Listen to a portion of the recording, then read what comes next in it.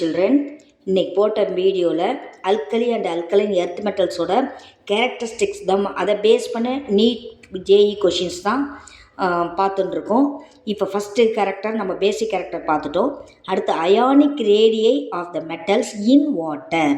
Ionic radii வாட்டரில் இந்த மெட்டல்ஸ்லாம் எப்படி இருக்கும்?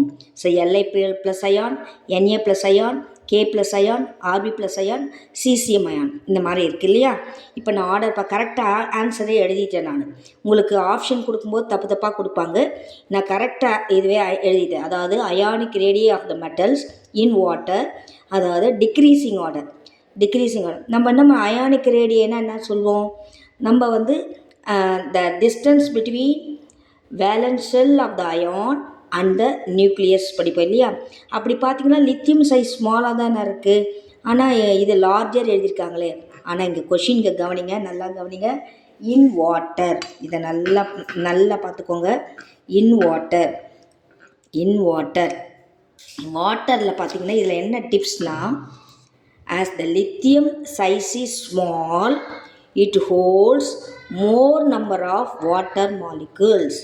So in water its size is large.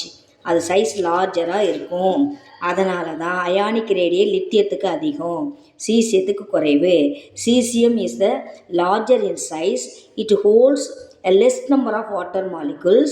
அதனால் லித்தியத்தை கம்பேர் பண்ணும்போது சீசியத்துக்கு அயானிக் ரேடியை வாட்டரில் கம்மியாக இருக்கும், லித்தியத்துக்கு தான் அதிகமாக இருக்கும். அதனால தான் இந்த ஆர்டர் தான் கரெக்டு. இதை வச்சே இன்னொரு கேரக்டர் சொல்லலாம், மோலார் கண்டக்டிவிட்டிக்கு என்ன டிப்ஸு இங்கே பாருங்கள். if the size of the ion is larger, if the size of the ion in water is more, it moves slowly. அதாவது லித்தியம் நிறைய வாட்டர் மாலிகல்ஸை ஹோல்ட் பண்ணிக்கிறதுனால இது மூமெண்ட்ஸ் கம்மியாக இருக்கும்.